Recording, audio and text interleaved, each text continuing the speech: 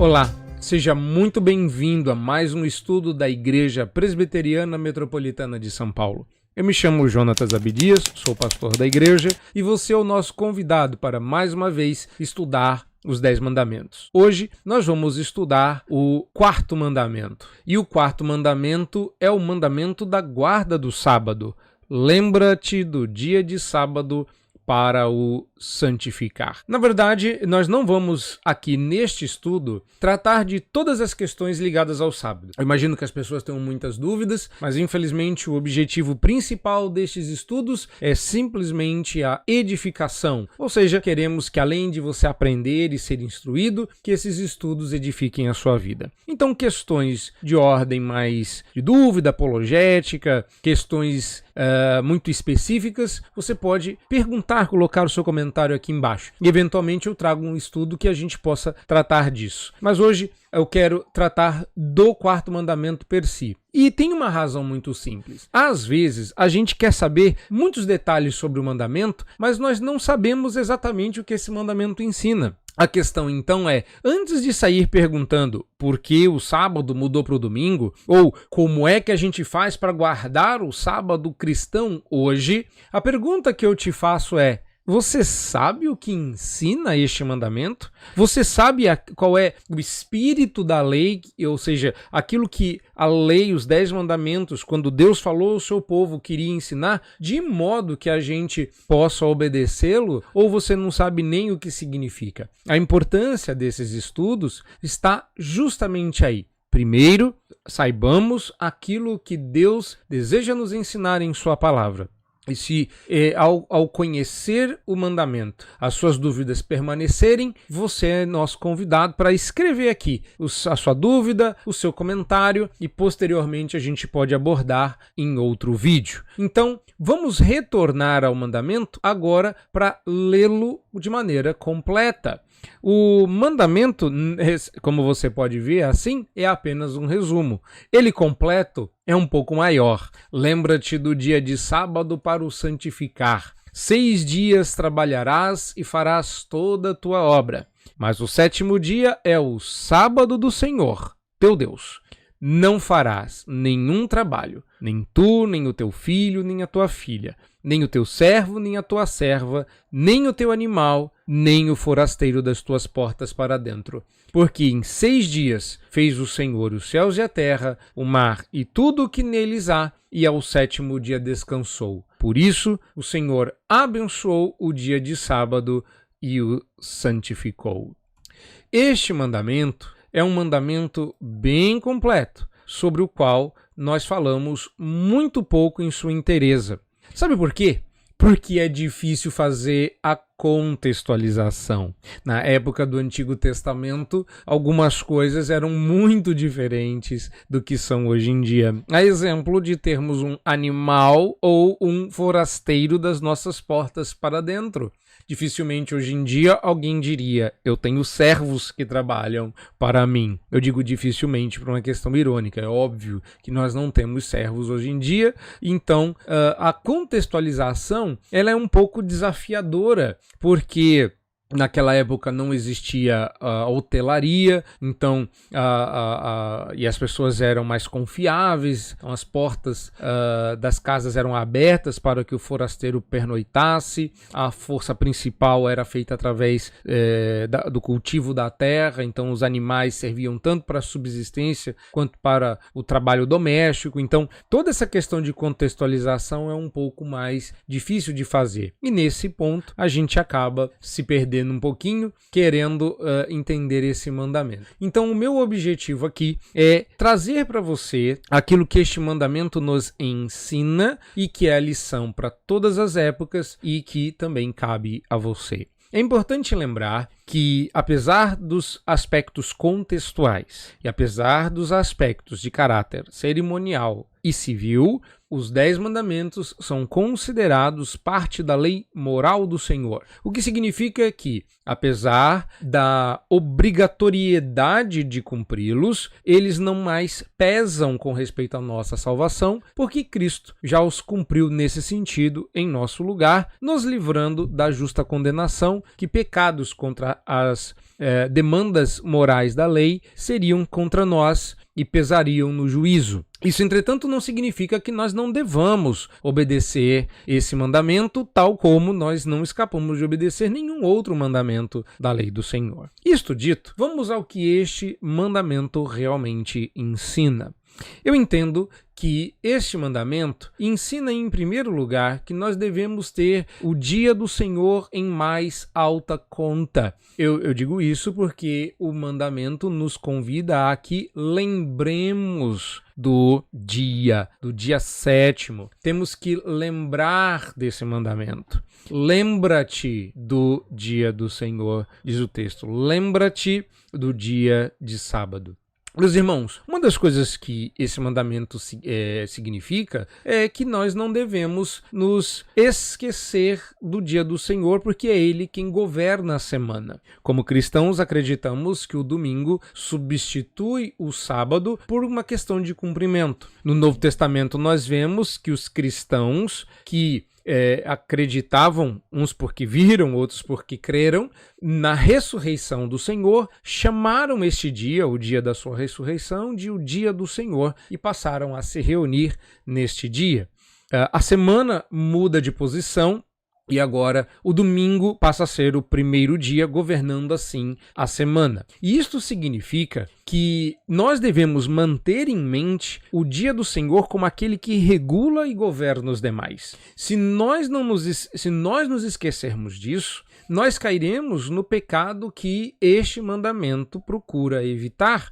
Quando somos convidados para lembrar do dia do Senhor, estamos sendo comissionados, porque esta é uma ordem, a não lembrar do dia do Senhor na véspera. Isso significa que a nossa vida deve ser vivida durante a semana almejando, mas não simplesmente no sentido de não vejo a hora de estar na igreja adorando a Deus, mas também porque o dia do Senhor implica em santidade. E a nossa vida durante a semana deve ser uma vida de limpeza tal que nos permita nos apresentar a Deus moralmente limpos para que o nosso culto seja agradável. Sobre esse tema, eu quero te lembrar a história de Caim e Abel, que vieram apresentar o seu culto ao Senhor, mas o Senhor não aceitou o culto de Caim.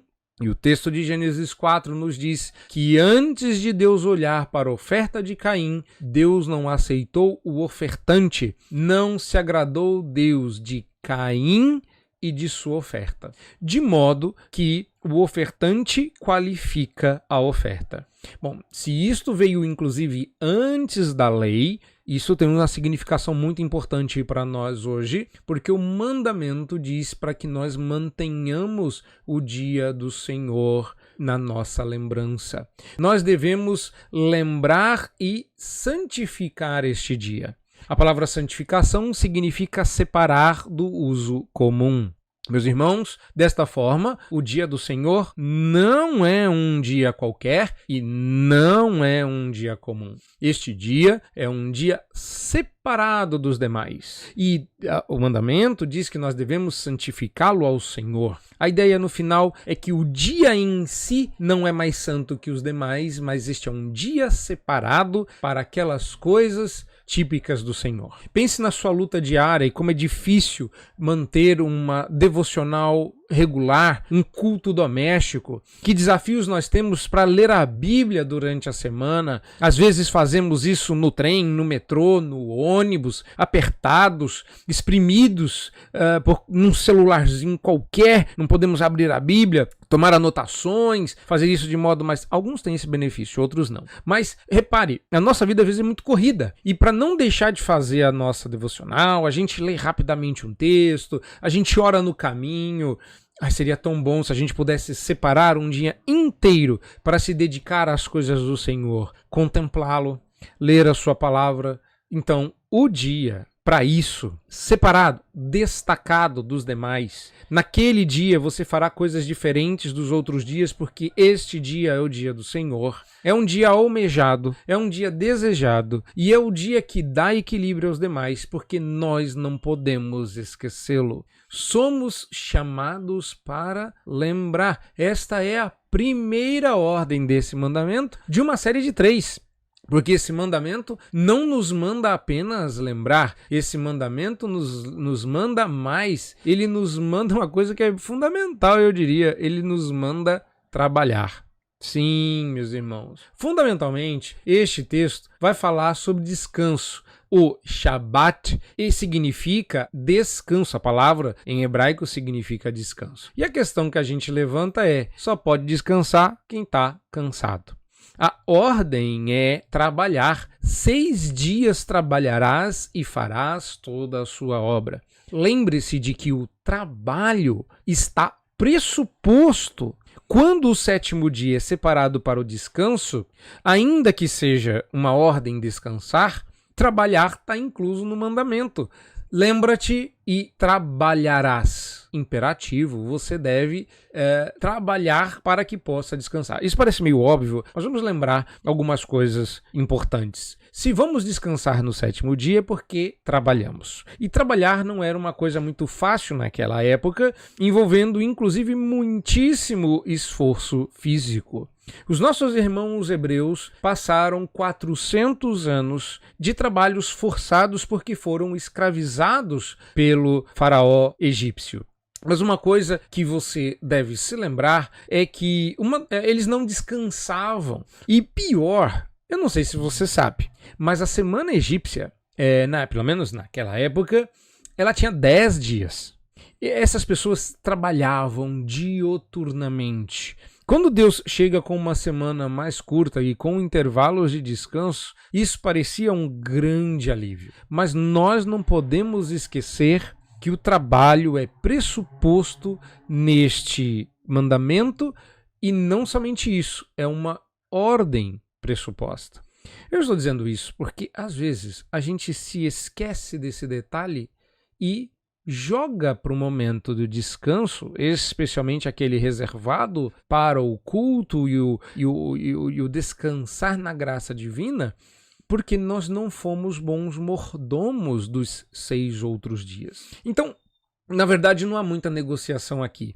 Posso trabalhar no domingo? Isso vai depender muito do seu tipo de profissão, vai depender muito das situações específicas do nosso tempo, mas muitas vezes nós trabalhamos no domingo porque nós não fomos bons mordomos do nosso tempo. Deus nos deu 6 dias para que façamos toda a nossa obra e demanda para si um dia para que reservemos para Ele.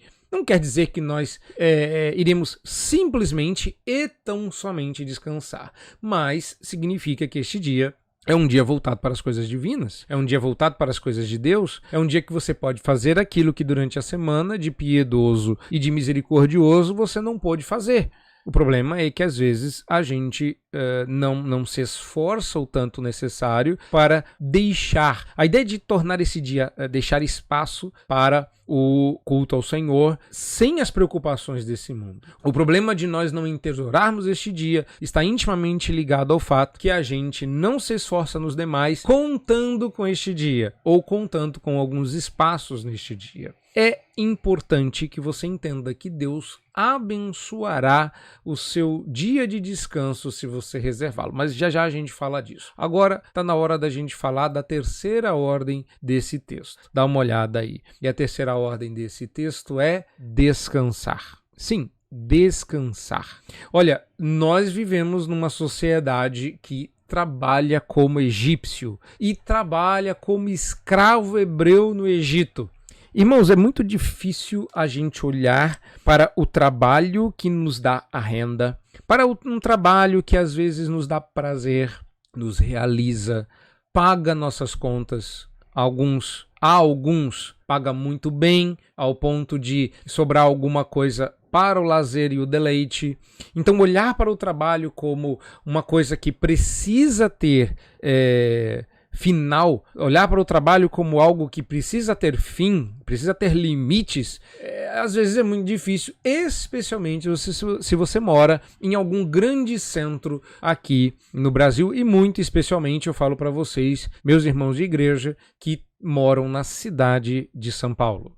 O que às vezes a gente não enxerga é que em um histórico de uma semana de 10 dias, encontrar descanso a cada 7 implicava no fato de que Deus estava dizendo algo muito mais profundo do que simplesmente você precisa descansar.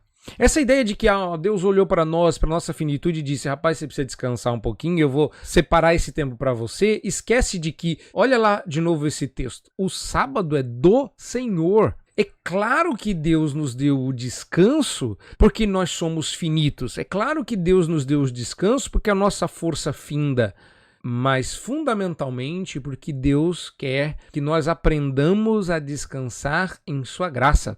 Não se trata apenas e tão somente, o que eu consideraria um efeito colateral, de nossa finitude e de nosso cansaço, mas principalmente porque Deus está dizendo, você vai trabalhar e vai trabalhar muito, mas precisa aprender a descansar em mim. Não é o seu trabalho simplesmente que te dá as coisas, sou eu, diz o Senhor, que te dá o que você precisa através do trabalho.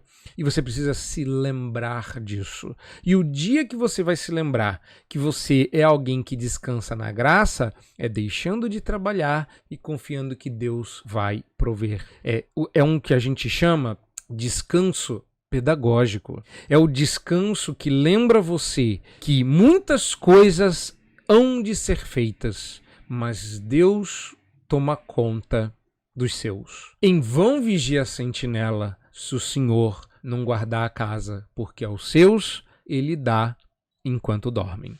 Pois, mas esse mandamento diz mais coisas. É importante que a gente se lembre de que Deus colocou sem necessidade, porque ele poderia ter dado uma ordem simplesmente, mas não o fez, e com isso acrescentou o que a gente chama de razão anexa. E a razão anexa deste mandamento é que ele abençoou e santificou este dia. O Senhor descansou e, ao fazê-lo, ele abençoou e santificou esses dias. Uma das coisas que a gente esquece é que quando Deus faz isto, ele santifica, ou seja, ele separa para si e abençoa esta separação, ele concede bênçãos neste dia que não concederá em outro. Bom, eu sei que nesse momento você pode pensar, porque eu já encontrei muitos desses ao longo da minha caminhada pastoral, que diriam o seguinte, pastor, mas eu não posso parar no domingo. Domingo é o dia que eu mais vendo, domingo é o dia que eu mais produzo, domingo é o dia que não tem trânsito, domingo é um dia maravilhoso para trabalhar. Eu separo a terça, porque é o dia que eu posso.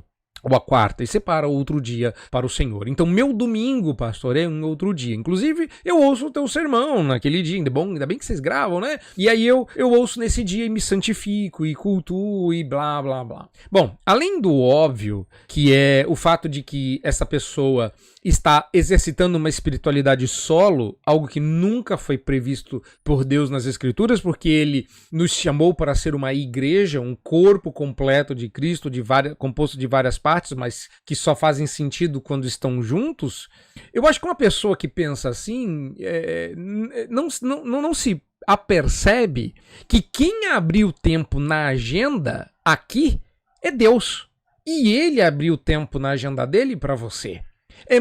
Seria muita audácia da nossa parte achar que somos nós quem reservamos tempo para Deus. E é por isso que quando os argumentos em relação ao dia do Senhor versam sobre você deveria guardar tempo para Deus, você deveria reservar tempo para Deus, torna o mandamento antropocêntrico. Ou seja, coloca você no centro, te põe sentado num trono que não te pertence e depois de fazer uma coroa de papel e pôr na sua cabeça, te faz acreditar que o rei é você.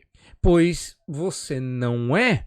Deus está dizendo que tem um tempo para você, para que você se deleite nele. É Ele quem separou este tempo para os seus filhos. Quando nós invertemos o quadro e dizemos, olha, Senhor, eu tenho um tempinho para ti só na quarta-feira, no dia que o Senhor reservou, eu não vou ter tempo, não. Mas eu agendei um dia aqui, se o senhor puder receber meu culto nesse dia, é o dia que eu posso. No dia que o senhor reservou, eu estou ocupado. Eu tenho coisas mais importantes com que gastar o meu tempo. Repare, por mais que você não queira assumir que esse seja o discurso, sem palavras e ao não ouvir nenhum som, esta é a mensagem que nós estamos passando. Quem governa o meu tempo sou eu. Quem governa o que eu faço dos meus dias sou eu. Eu não posso no dia que o senhor quer. Eu posso nesse. Se o senhor quiser, aceite. Se não quiser. E isso é de uma audácia, isso é de uma loucura, isso é de um complexo de senhorio tão descabido que não há outra palavra para descrever que não pecado. Não, meus queridos, quem reservou tempo na agenda foi Deus. E ele disse, ele não está convidando somente, ele está dizendo, este é o dia que eu reservei, eu separei. Deus transtorna o calendário do mundo para que os seus filhos possam ter com ele santo prazer na sua santa presença e na comunhão dos irmãos. Deus abençoou e santificou este dia para que nós nos deleitemos nele, para que nós descansemos nele e em sua graça. Mas não foi só isso que aconteceu. Além das bênçãos e da santificação decorrentes desse dia, ele também nos deu outras duas razões para que a gente se lembre. A primeira razão, se a gente pode colocar assim, estaria no texto de Êxodo. No texto de Êxodo, a razão pela qual nós devemos separar o dia sétimo para Deus, que se torna o primeiro no Novo Testamento, é a criação, porque em 6 dias criou o Senhor todas as coisas e tudo o que há no mundo, o mundo e tudo o que há no mundo. Mas o que é curioso é que quando Moisés repete essa lei em Deuteronômio capítulo 5, o que ele diz é outra coisa. Moisés nos alerta, repetindo a lei, que o dia sétimo, santificado e guardado para o Senhor, também implicava em lembrar que fomos escravos no Egito e o Senhor com mão poderosa nos livrou. Se nós pegarmos Êxodo 20 e Deuteronômio 5, nós temos a criação e a redenção como os motivos para adorar ao Senhor e guardar o domingo. Então, Deus é a razão, como Criador e Redentor, de separarmos tempo para o seu culto. De modo que, quando nós não o fazemos, esquecemos de coisas básicas como somos criaturas dele e somos filhos redimidos dele. Ele é o nosso Salvador. Ele nos possui, primeiro porque ele é o Criador. Somos feitura dele, somos criaturas feitas por ele. Mas não bastasse isso, somos redimidos por ele, somos seus filhos. Ele duplamente nos tem, porque nos comprou de volta, nos redimiu, nos salvou. Bom, você foi convidado neste estudo a pensar neste mandamento de maneira mais ampla, no sentido de que agora você sabe o que Deus quer de você.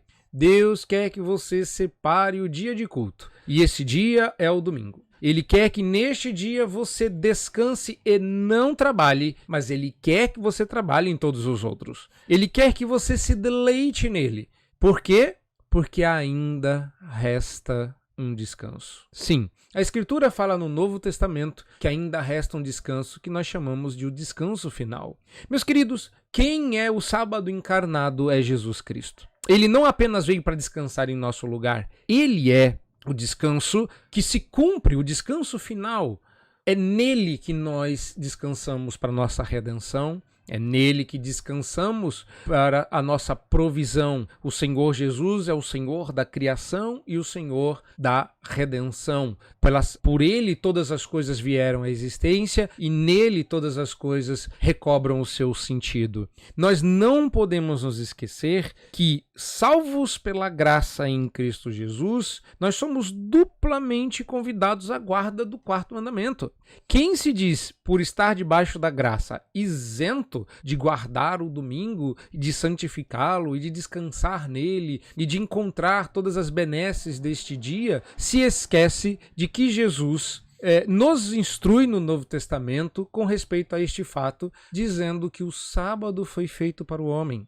Nós não precisamos guardar o sábado de modo legalista, porque Cristo, o cumprimento da lei, o guardou em nosso lugar. Mas devemos fazer isso de modo amorável, como resposta ao amor de Deus, pelo amor de Deus. Ou seja, no sentido de que é no caminho do amor de Deus que devolvemos este culto ao Senhor. E eu espero que isso tenha te ajudado a entender esse mandamento, te encoraje a cumprir esse mandamento. E eu te espero no domingo. Se você quiser nos achar, o endereço estará aqui embaixo na descrição do vídeo. Deus o abençoe. Não esquece de domingo ir ao culto.